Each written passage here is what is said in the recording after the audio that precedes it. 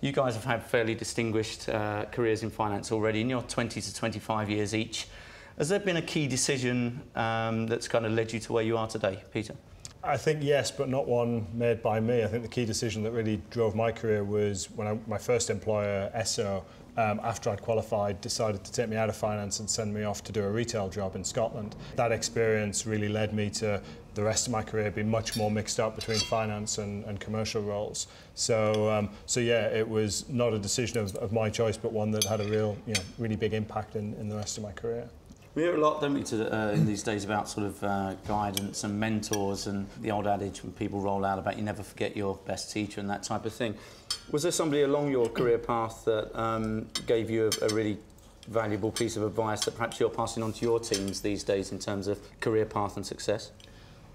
I've never had a mentor as such, but I've had what I would describe as kind of sponsors in all of the organisations that I've worked in, and I think that's really, really important. One of the first pieces of advice I was given, and it stuck with me, and in fact I regularly give this to people I come into contact with at the sort of junior end in our organisation, is don't be afraid to ask questions and continue to ask questions until people are sick of giving you the answers. And I think that is a really, really good piece of simple advice, because I think if you want to learn and develop and progress, you do really need to ask lots and lots of questions, and it certainly worked for me. I absolutely recognise what David's saying. Actually, back in the retail job I did for Esso, I was working for a very experienced regional manager, and his model and the advice he gave me almost the first time we met was ask forgiveness, not permission. That he wanted us to be sort of making decisions, getting things done, using our judgments, and that he would expect us to come back afterwards and explain and, if necessary, put things right. But he didn't want people waiting to get things done.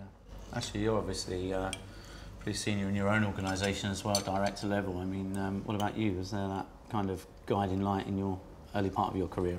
Yeah, I looked at the three things I needed to know: how to do the job, who could do the job, and also who could use the systems around me to get the job done. But I also think, and it's a balance that we look at, is that the role of having a mentor is important, but being a good mentee is equally as important. Right. You have to be able to listen, you have to be able to understand what people are saying, and I think that there's a good balance between it. And I think we probably see our leaders for the future as being the mentors of today, and it's just getting that balance through. So, and it's an important piece, very important. Finding the right mentor is absolutely vital, because it is actually quite an intimate relationship, and I think you have to kind of gel, and if you don't gel, or if there isn't the sort of empathy there, it's not going to be a particularly effective relationship. So in our organisation, it is very much optional. We're seeing an increasing uptake in the use of mentors, of the use of coaches, etc. Call it what you like, and people generally are using this to good effect to sort of enhance their careers and sort of get the benefit of people with more experience to help them make important career choices, important career decisions. I suppose the mentoring stuff's great and it's a real modern development, but you can't beat that real kind of early on grounding in finance, right? I mean, specifically with finance, it's an area that depends so much on your technical knowledge. You talk about technical excellence. I think that's just one of many attributes that you need to be a successful individual in finance. And arguably, some people become hugely successful and they're not hugely technically competent. They're not incompetent, but they excel in other areas of their sort of capabilities, like the, personality, their ability to build a rapport, their ability to understand the nuts and bolts of the business and add value through business relationships. Yeah, I agree, and I think that maybe you take 10, 15 years ago and the role of the CFO was that one of stewardship. They were the ones in the corner counting the money, making sure decisions were made in a very prudent way.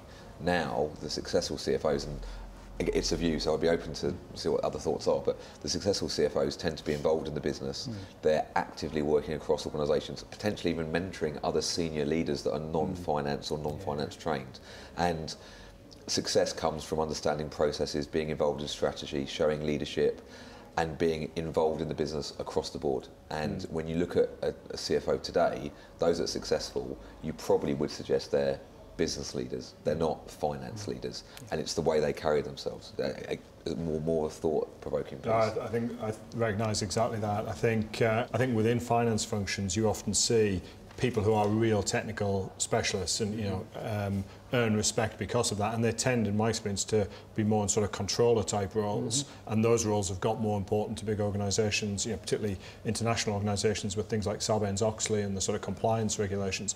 You absolutely can't get away without having somebody senior in your finance organisation who's got the rules and regulations buttoned down, but that doesn't have to be the CFO. And that allows the CFO or the CEO often to be much more commercial, much more in the business doing strategy and sort of planning and people management, still having that coverage, that knowledge of finance, but not needing to be in the books every day.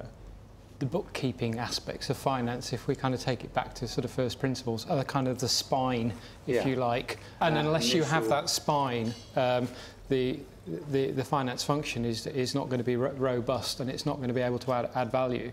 But to sort of then draw the conclusion that everybody within that function has to have technical excellence to be able to develop their career to the maximum, I disagree with that view, because I think that your qualification is kind of your pass into the organisation really at a sort of level of a finance professional, but what you do thereafter is kind of down to you and the decisions you make in your career and with the help of mentors and coaches, etc.